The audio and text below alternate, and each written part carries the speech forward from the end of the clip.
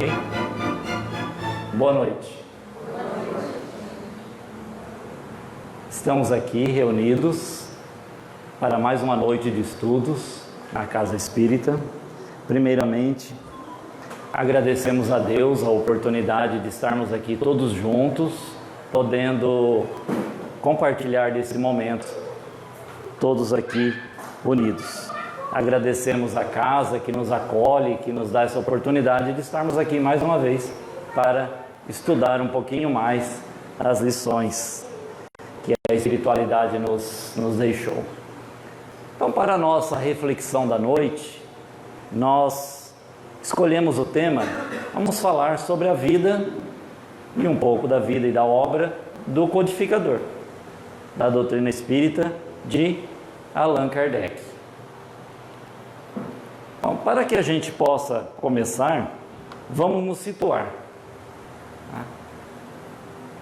Como era o mundo quando Kardec estava aqui entre nós?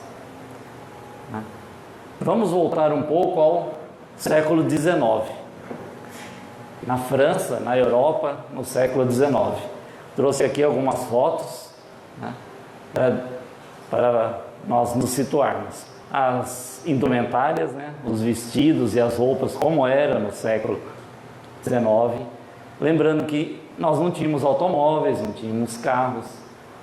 O transporte público de pessoas e de cargas e de mercadorias era tudo feito com carroças e cavalos. As ruas eram pouco pavimentadas. Aqui nós temos uma foto de um subúrbio de Paris. Estava começando o processo de industrialização. Aqui nós temos uma fábrica com os seus trabalhadores. A iluminação pública era ou a lampião ou a gás. Estavam começando o gás. Aqui um senhor aqui acendendo um lampião. Essa profissão hoje não existe mais, acender lampiões nas avenidas. Então era um século, a vida não era um tanto complicada, não tinha energia elétrica, nós não tínhamos saúde pública, a medicina ainda não estava avançada, nós não tínhamos ainda antibióticos, não tinha anestesia, os médicos realmente sofriam muito para tratar das doenças. Uma pequena infecção que hoje facilmente a gente vai na farmácia e compra um antibiótico e sara, nessa época morria-se. Então aqueles jovens, aquelas crianças que nasciam, se conseguisse sobreviver à primeira infância das doenças, tínhamos muitas doenças, muitos surtos de doenças, cólera, tifo, sarampo, rubéola, todas essas que morria-se muita gente. Então, se conseguisse sobreviver a essa primeira infância e chegasse à juventude, era uma época de muitas guerras, muitas revoltas. Provavelmente esse jovem iria ser chamado a combater. Se conseguisse sobreviver e chegasse à idade adulta, iria ter que tocar a sua vida. A média etária, a faixa etária, a expectativa de vida na Europa, no século XIX, era em torno de 35 anos. 35 anos, numa média. Então, realmente, a vida não era fácil. E nessa época, o que nós tínhamos? Quais são os fatos históricos? Vamos lembrar um pouquinho o século anterior. O que nós tínhamos no século XVIII mesmo? O grande marco do século XVIII? Revolução Francesa. A República, a tentativa de derrubar a monarquia, instituir a República na Revolução Francesa, os ideais da Revolução Francesa, igualdade, liberdade, fraternidade. Tivemos a Revolução Americana aqui, a libertação dos Estados Unidos com a Constituição, e aqueles grandes filósofos, Montesquieu, Rousseau, grandes nomes. Na música, um grande nome no século XVIII, Mozart. Mas aqui nós estamos no século XIX, então a gente vê que o progresso das ideias e da humanidade vinha se construindo para que pudesse realmente chegar à doutrina espírita. Então, o mundo precisaria estar pronto para isso. E o que nós tínhamos no século XIX, o século XIX começa com Napoleão. Napoleão assumindo o governo da França e conquistando praticamente toda a Europa. Tivemos as independências aqui na América Latina, Brasil inclusive, né? A chegada da família real, depois a independência do Brasil, tá? Tivemos as revoluções liberais, tivemos a Revolução Industrial, que começou no século XVIII na Inglaterra e aqui na França se consolida durante o século XIX, o capitalismo se instaurando, né, se consolidando.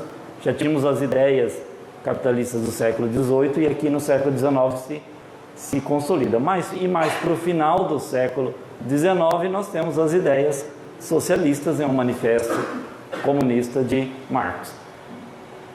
Tá? Grandes nomes do século XIX, vocês vão reconhecer, né? Basta a gente ler aqui, né? Charles Darwin, Pasteur com as vacinas, Auguste Comte, Maxwell com o motor elétrico e a eletricidade, Thomas Edison, né? Samuel Morse com o telégrafo. O telégrafo foi uma grande revolução aqui no século XIX. Né? Nas artes, nós tivemos grandes nomes. Né? Um grande nome aqui, ó, Beethoven. Né? Se Mozart foi no século anterior, Beethoven está aqui. Mas não só Beethoven, né? Nós tivemos Liszt, Schumann, Chopin, Mendelssohn. Quem mais? Verdi, Brahms, Tchaikovsky, Mahler. Tá? Grandes filósofos, né? Kierkegaard, Hegel, grande nome da filosofia no início do século XIX, as ideias de Hegel. Depois, um pouco mais para o final do século XIX, Marx, Nietzsche e Freud. Nas artes, nós tivemos Goethe. Né? Lembrando que o século XIX nós temos o movimento romântico, né? O romantismo, com esses grandes escritores românticos, né? Começando com Goethe, Balzac, Gautier, Victor Hugo, grande, né, companheiro do Kardec, amigo, tá? Stendhal na Inglaterra, Scott, Blake, Oscar Wilde, Lord Byron, né? Charles Baudelaire, lembrando aqui, né, o poeta Byron e Baudelaire, né, naquela ideia do mal do século, né? Que durante esse período romântico na Europa tinha aquele tédio, aquela melancolia que hoje seria como uma depressão.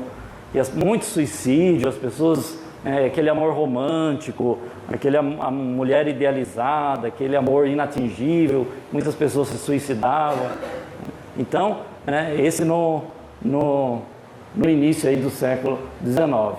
E mais para o finalzinho nós já temos Alexandre Dumas, Rodin, Monet, né, nas artes. Então nós podemos ver que são grandes espíritos, grandes nomes que marcaram a história da humanidade dentro de um século, dentro do século XIX. E no Brasil?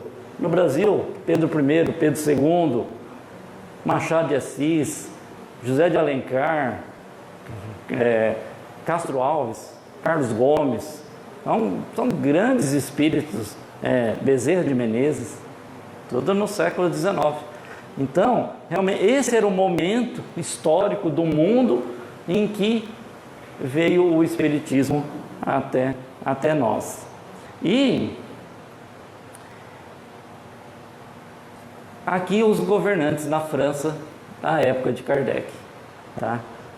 Após a Revolução Francesa, nesse quadro famoso da Revolução Francesa, após a Revolução Francesa, final do século XVIII, nós tínhamos o governo de Napoleão. Caiu Napoleão, nós tivemos Luís XVIII, depois o Carlos X, Luís Felipe e Napoleão III, sobrinho de Napoleão, que assumiu aqui já mais para o final do século XIX. Então esses os governantes da França à época. Aqui uma tentativa, né, de voltar os governos, os reis absolutistas, né, depois de Napoleão, tentaram, com o Congresso de Viena, tentaram restabelecer as monarquias, o governo absolutista, mas não tinha mais condições, as pessoas já não queriam mais, as pessoas já estavam deixando o campo, indo para a cidade, trabalhar como operários, não tinha direitos trabalhistas, crianças trabalhavam desde pequena, até 10 horas por dia, 12 horas, salários pequenos, as mulheres trabalhavam, ganhavam muito menos que os homens, graças a Deus isso mudou hoje. né? Mas estamos a caminho. Mas, pelo menos o trabalho infantil já não tem, né? E a gente lê, às vezes, coisa interessante. Nas máquinas das indústrias da época, as crianças, como eram pequenas, eles utilizavam o trabalho delas para a manutenção das máquinas. Então não precisava desmontar as máquinas, as crianças entravam dentro das máquinas para fazer o conserto e a manutenção. Não é algo que hoje a gente acha assim incrível, mas acontecia. E assim, durante o governo, quando Napoleão governava a França, nasceu o Hippolyte Léon Denisard Rivail na cidade de Lyon, na França. Aqui, nós não temos a foto dele, né? Não tinha fotografia, lembre-se, os irmãos Lumière começaram a desenvolver a fotografia durante o século XIX, né? Então, mas tinham algumas pinturas. Essa aqui é uma tentativa, né, baseado nas fotos e nos quadros dele, uma tentativa de fazer uma pintura aí de como seria o Kardec criança. Aqui um quadro da cidade de Lyon na época.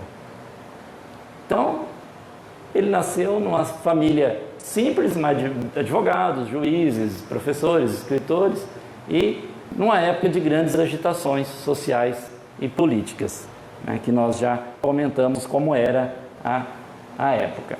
Aos 10 anos, o nosso menino, o Hippolyte, foi estudar, a família mandou ele para estudar aqui, na Suíça, em Verdun, com o grande pedagogo Pestalozzi.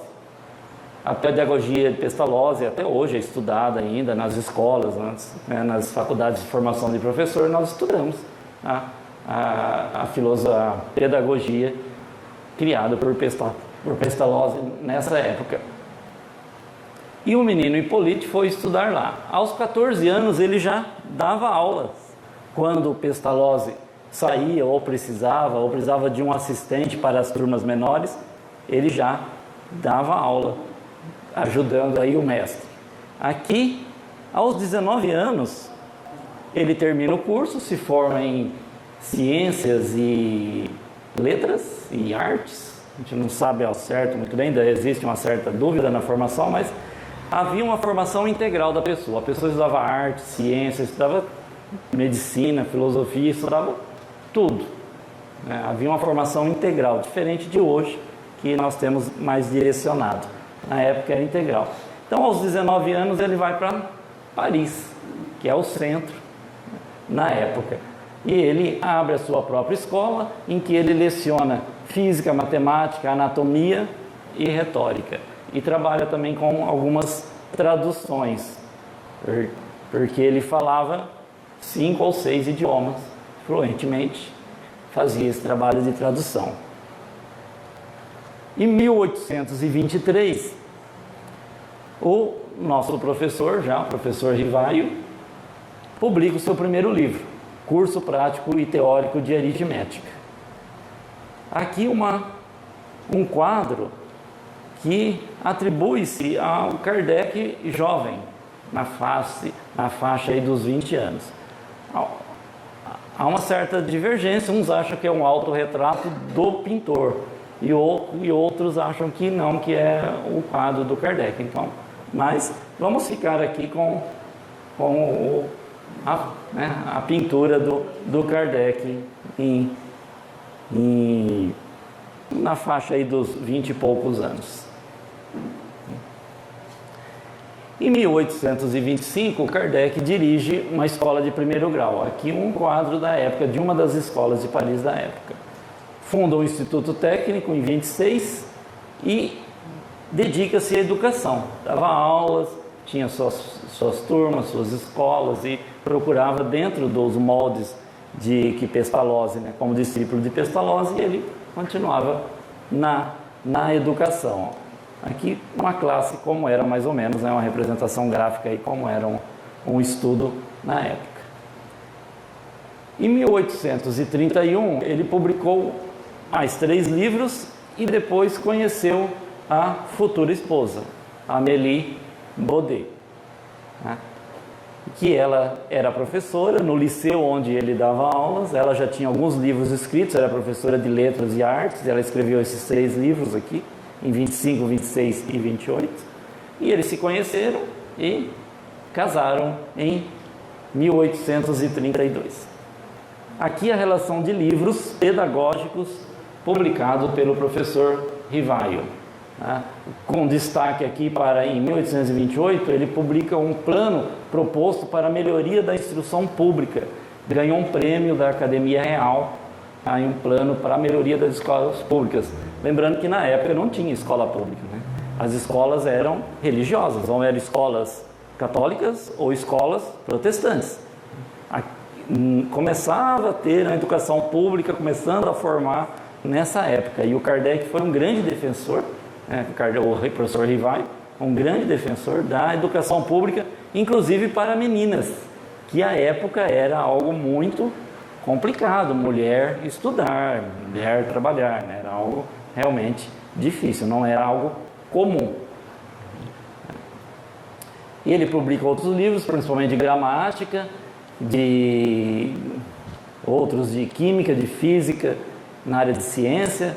Alguns livros de gramática são utilizados na França, nas faculdades, até hoje ainda é estudado esses livros. Então, ele realmente foi um grande pesquisador, um grande estudioso, considerado um cientista, fazia parte de academias de ciência, era muito respeitado como pesquisador, como professor e como um cientista da época. Em 1834, ele tinha fundado aquela escola, né, que nós vimos lá atrás.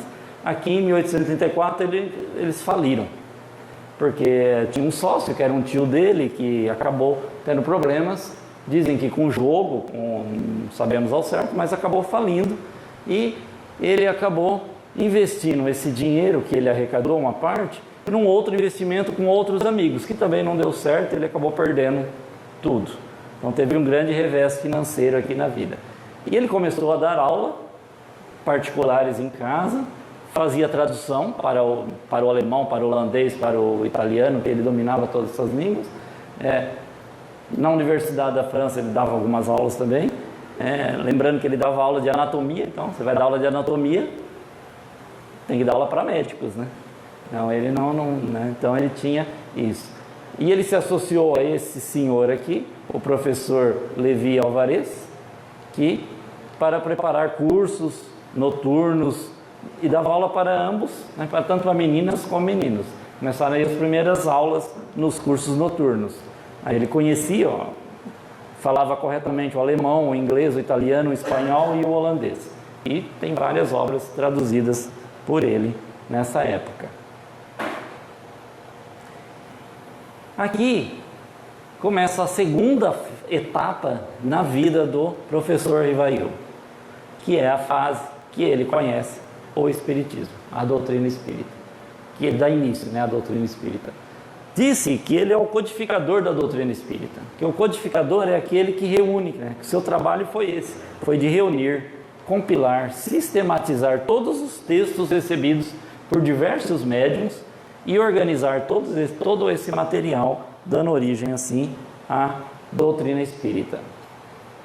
Em 1854, então ele com 50 anos de idade, ouve falar dos fenômenos das mesas girantes, que era algo assim na época, estava na moda, né? Era algo que todo mundo queria ver e o que estava acontecendo.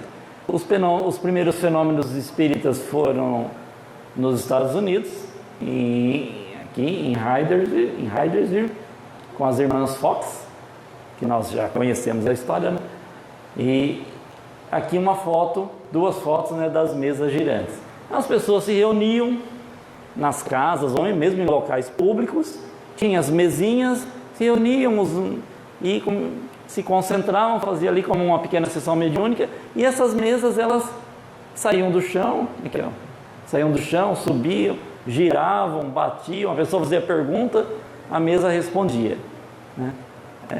Era um pouco difícil, né? Porque pensou, né? Escrever um texto, uma batida é A, 2B, 3C, daí a letra por letra. Então o começo foi realmente muito complicado. Então o amigo, o Sr. Fortier, convidou o professor Rivail para assistir. E ele é um cientista, um pesquisador, ele não se interessou Ele falou, isso é truque de mágica, isso é algo, né, diversão, né, de salão, brincadeira, magnetismo, algum truque. Ele nem se importou para ir. Numa segunda vez que ele falou, mas as mesas respondem, a gente pergunta e a mesa responde as nossas perguntas. Aí ele falou, mas peraí, mesa não tem inteligência, é um ser inanimado, como é que pode responder? Aí ele foi para ver o que estava acontecendo, para descobrir, né, o truque por trás de tudo isso. Como ele estudava física e o magnetismo na época, né, ele foi procurar saber. E viu que tinha algo além, a mais. E começou as suas pesquisas, começou a estudar. Começou a empregar toda aquela metodologia que ele tinha de cientista, de professor, de pedagogo, começou a aplicar o método científico da época, né? Principalmente toda aquela teoria elaborada por Auguste Comte, do positivismo. Vamos, né, procurar um método científico para saber o que está acontecendo. E percebeu que ali tinha uma inteligência por trás. E isso ele começou a reunir todos os escritos que chegavam à mão. Na época tudo por carta. Na Alemanha já havia vários relatos de cartas escritas por mortos. E ele começou a reunir todo esse material, e nas reuniões em que ele ia, ele elaborava as perguntas de antemão e levava as perguntas para serem respondidas, tudo numa ordem lógica, coerente, realmente condizente aí com o pensamento científico. Em 1855, na casa da família Bodin, em que ele... Opa! Botão errado. Tinha essas duas jovens aqui, a Julie e a Caroline, eram duas meninas ainda, duas adolescentes, que elas recebiam os espíritos, né? Recebiam as comunicações. Começavam com um cesto, eles tinham um cesto pequeno de vime, colocavam um lápis, como a gente nós vimos no filme, né? E iam escrevendo, né? Depois umas pranchetas, depois a própria mão do médium. Isso foi se desenvolvendo ao longo dos anos. Então essas duas garotas aqui começaram, né, as primeiras perguntas de Kardec a realmente ele começar a ver o que está acontecendo, começar a estudar e começar a perceber que há algo além, há algo a mais para ser estudado. Depois de alguns anos, depois de ele ter publicado o primeiro livro, né, ele conheceu a Hermance Dufault, que ele trabalhou um bom tempo com ela como médium, porque a Hermance, ela era filha de um nobre na época e que tinha um bom relacionamento com o imperador Napoleão III na época, já era o imperador, e o pai dela estava muito preocupado porque ela tinha uns problemas de saúde, ela via, ouvia e tinha os transtornos e dizia que ouvia espíritos e falava e procurava os médicos não conseguiam resolver e orientar. E ele em Paris ouviu falar do professor Rivaio que tinha esses estudos, resolveu conversar com ele para ver se ele conseguia curar a filha. E o Kardec, percebendo o potencial dela, falou, não vamos curar, você vai trabalhar comigo. E aí ela realmente tem muitos escritos mediúnicos através da Hermance, já um pouco depois. Começaram aqui com a Julie e a Caroline e outros, né? E depois a Hermance. Muitos médiuns trabalharam com Kardec, trabalharam em outras atividades, mas esse registro, né, acaba se perdendo um pouco na história. Então aqui um resumo, né, dos principais fatos aqui na vida do Kardec. Tá? Ele nasceu em 1804 com o nome de Hippolyte Léon Denisard Rivaio. Casou com Amélie Baudet, que foi uma sua secretária, uma grande incentivadora, era uma pessoa culta, estudiosa, que realmente ajudou muito o professor Rivaio. conheceu o fenômeno das mesas girantes em 1855. Em 1857, ele publica o Livro dos Espíritos, que é a base da doutrina espírita. Então, o Kardec, com todos esses relatos, todos esses escritos, todas as cartas que ele recebia da Europa toda e até da América, ele foi reunindo todo esse conhecimento, sistematizando, organizando em ordem lógica todo esse conhecimento, e surgiu o Livro dos Espíritos. Como ele era uma pessoa conhecida, famosa, um cientista muito conceituado, ele resolveu utilizar de um pseudônimo para que essa obra, ele falou, mas essa obra não é minha, a obra é dos espíritos, do plano espiritual, eu apenas fiz o trabalho de organizar tudo. Então ele achou por bem não colocar o nome dele como autor, porque ele achava que ele não era o autor da obra. Então ele utilizou o pseudônimo de Allan Kardec, que um espírito disse numa comunicação que foi o nome que ele tinha quando morava nas Gálias, à época de César. Quando César invadiu as Gálias, ele era um druida, um sacerdote da religião, né, dos gauleses, e se chamava Allan Kardec, e ele adotou esse nome. Não há coincidências, né? Ele morava nas Gálias na época de Júlio César.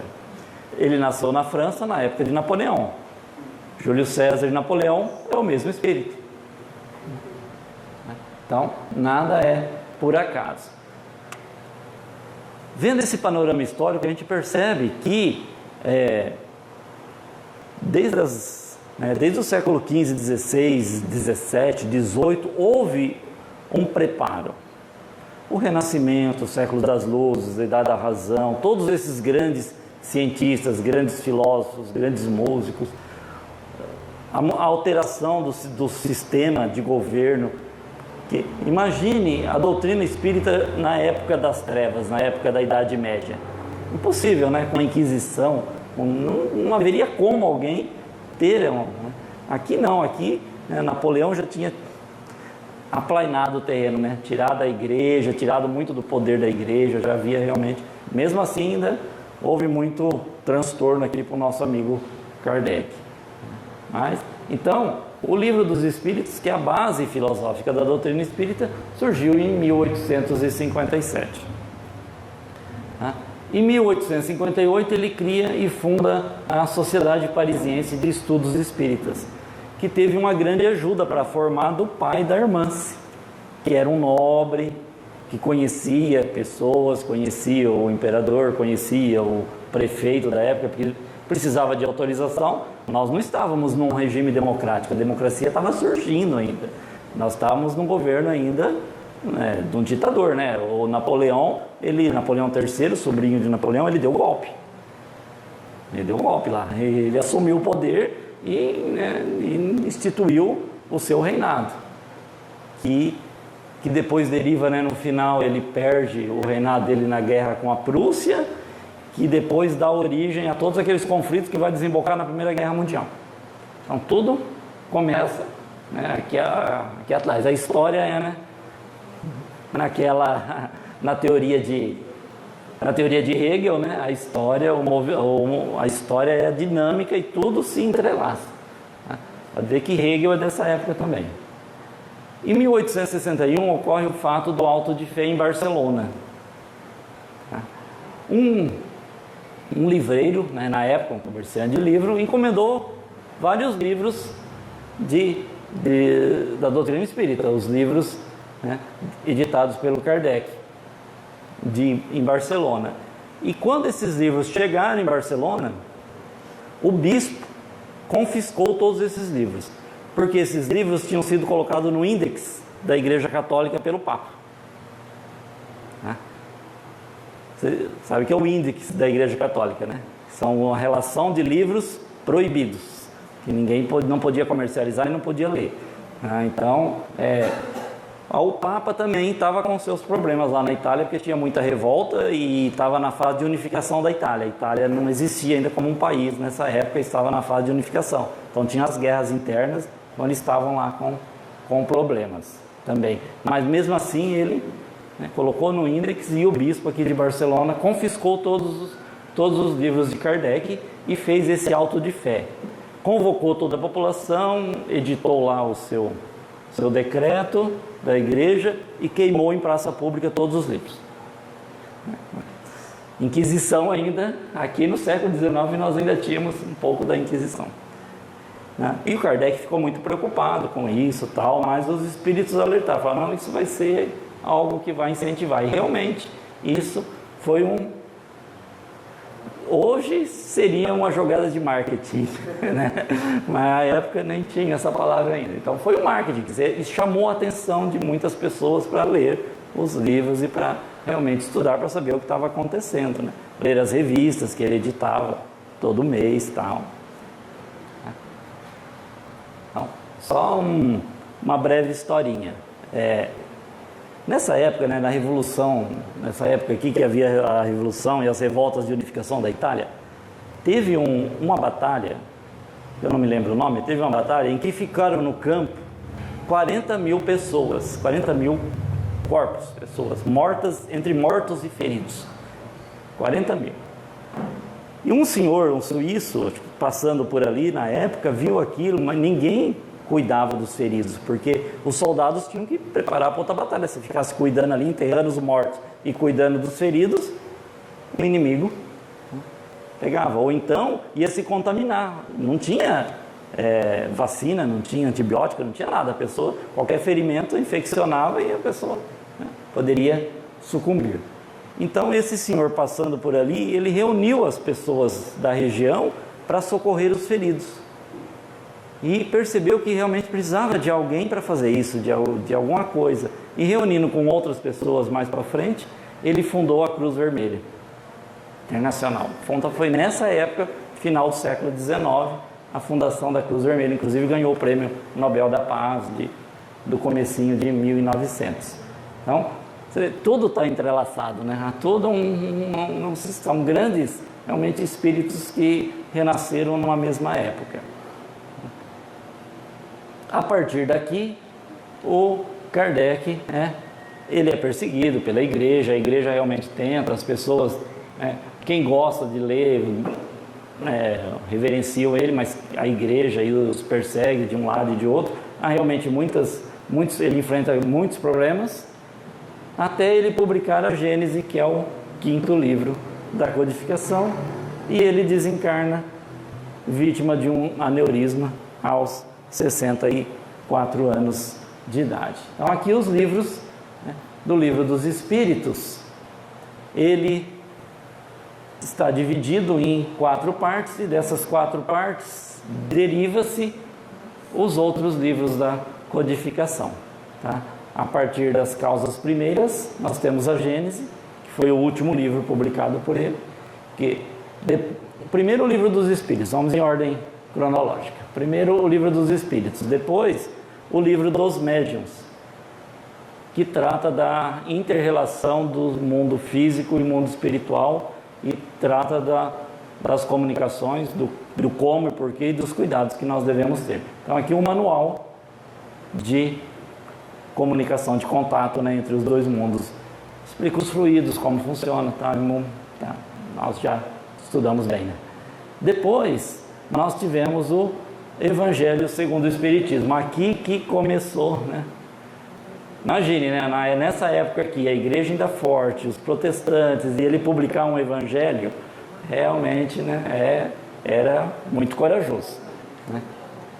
No evangelho, nós sabemos que o Kardec pegou os evangelhos, tirou a parte, né, da vida de Jesus, dos milagres, dos acontecimentos, deixou só um ensinamento, condensou aqui, né, em ordem de assuntos, em ordem lógica, tem comentários dele, tem comentários de espíritos superiores. Depois o céu e o inferno, em que das esperanças e consolações, o céu e o inferno é um livro dividido em 2 partes, Na primeira parte tem toda a parte teórica do que é o céu, o inferno, o purgatório, todas essas teorias que nós temos, o contraponto, o que a doutrina espírita explica, o que está realmente acontecendo. E na segunda parte, nós temos aqui também, né, na primeira parte, o Código Penal da Vida Futura. Se nós temos um código para obedecer aqui na Terra, nós temos também um Código Penal da Vida Futura. E na segunda parte nós temos relatos. Aí tem os relatos de vários espíritos, desde espíritos superiores, espíritos bons, até os espíritos mais inferiores, suicidas, espíritos realmente, nossos irmãos que ainda não evoluíram. Então aqui tem todos os relatos deles. É realmente uma leitura muito interessante, um conhecimento muito profundo. E o último, das causas primeiras, a Gênese, o último livro publicado, em que trata na parte mais científica.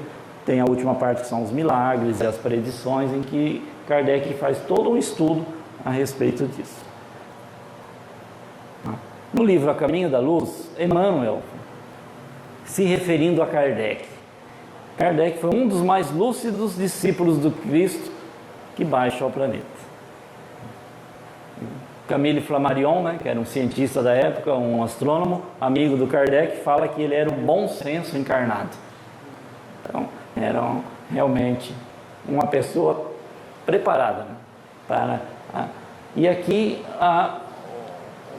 em 1856, está na Revista Espírita, ele recebe essa comunicação, dizendo que ele pode triunfar ou pode falir, que ele poderia até escolher se ele queria ou não levar a fundo a sua missão, que ele ia realmente sofrer muito, ter muitos percalços, iria ser realmente difícil o trabalho dele.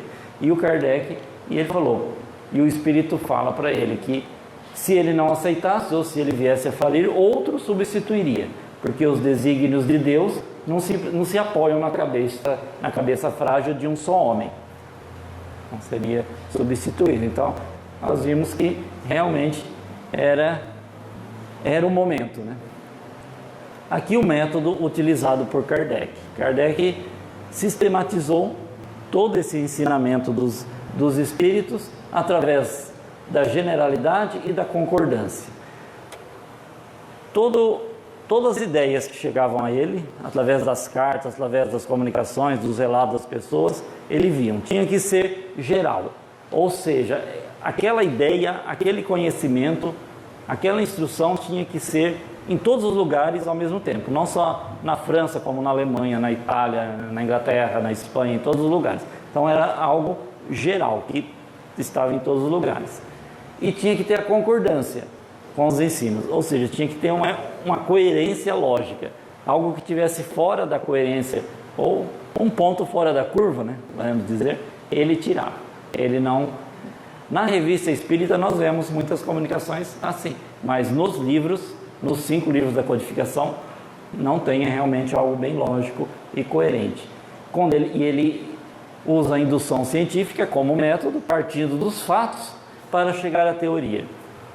Então a doutrina espírita é diferente nesse postulado filosófico, porque nós temos a filosofia ditada pelos espíritos e daí deriva o conhecimento.